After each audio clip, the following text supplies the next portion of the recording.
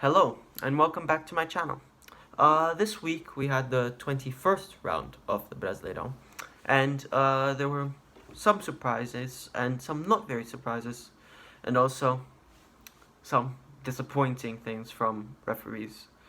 But let's get started. Today, I just want to tell you guys I do not have the side things that I had last round because I am not by my computer, as I've said.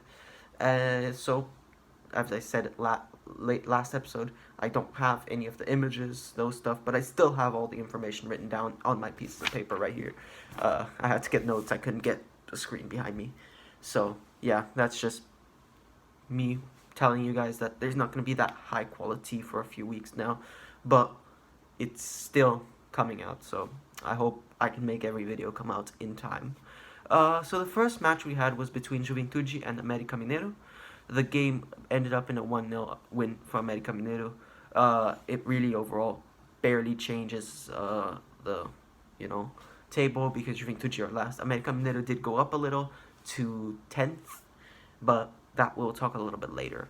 Botafogo and Ceará, which was a 1-1 draw between the two teams, which it was a 6-pointer match, as we call it, because both teams are quite close to each other, so whoever won would go really far. No, nobody won. Bragantino lost to Atlético Goianiense 2-1. That's Bragantino now have a little bit of a harder. They need to keep going up if they want to stay in their position because Santos has closed up after this round. Avaí and Corinthians have drawn 1-1, which Avaí very well done because Corinthians is second place. São Paulo lost to Flamengo. São Paulo haven't been doing great these last few weeks. They won in the Copa do Brasil, as you guys know, but still overall haven't been doing too amazing. Palmeiras beat Goiás 3-0, but Palmeiras got an unfair penalty. In my opinion, the referee gave an unfair penalty. It's because in the Copa do Brasil, when they got eliminated, there was a referee fail and they suspended the referees. And now I do believe Brazilian referees are scared of making mistakes against Palmeiras, so they just give Palmeiras the advantage. So it's really bad from the refereeing. CBF, which is the Brazilian FA, the football federation in Brazil, they have said they were gonna better the referees, but they still are giving favors to the bigger team over the smaller team like Goiás, which is disappointing. But yeah, Fluminense beat Cuiabá, which is quite expected. Cuiabá are all the way at the bottom, whilst Fluminense are quite high up. It was a 1-0 win. Fortaleza beat Inter, and this is a very interesting match. It was a 3-0 win for Fortaleza, but there was a red card early in the game for Fortaleza. So they had one less player for most of the match. All their goals came with one less player. Romarinho got a red card, but they were still able to beat Inter, who last week also won their match. This time they beat Inter 3-0. So that's it. Atlético Mineiro lost to Atlético Paranaense at home. So, Inter beats Atlético Mineiro 3-0. I guess they got the revenge. Fortaleza got the revenge for Atlético Mineiro. But Atlético Mineiro haven't been doing too well recently. They lost last round and they've lost this round again. I think both matches were at home, if I'm not mistaken. I don't remember fully and I can't check right now. But if it wasn't, sorry, but it was a match that they lost also that they should have won. They lost 3-0, which is quite embarrassing. And they've lost again. Curitiba and Santos, it was a 2-1 win for Santos with a late goal for Santos to make the win happen. This round's top scorer, as I did last round, was Vitor Roque from Atlético Paranaense, who scored 2 goals. This round, there was nobody else who scored 2 goals, so he gets the award this round. And for the table, so we have some moves. América Mineiro has gone up to 10th, as I've said before. São Paulo has gone down to 11th, and Goiás has gone down to 13th, I think. Sorry if I'm mistaken here. Now, Fortaleza are in the edge of the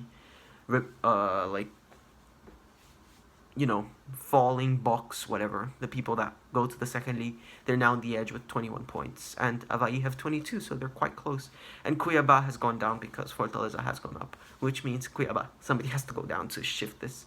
And that's why São Paulo and Goiás also went down because America went up, Palmeiras have reached 45 points, which in statistics is the amount that you don't fall to the second league. So Palmeiras has already guaranteed they're not falling, although everybody knew they weren't falling. And now they have a 65% chance of winning the Brasileirão this year, because they're 6 points ahead of Corinthians, because Corinthians drew and Corinthians only has 39 points now. Juventude, who are last, have 16 points. Fortaleza, I've told you, the edge of the box now, has 21, whilst Avaí has 22. They're gonna fight to fall. Although Fortaleza, I do see as a better team than Avaí, but Bisoli has had a good season so far, so we don't know what to expect. Bisoli from Avaí.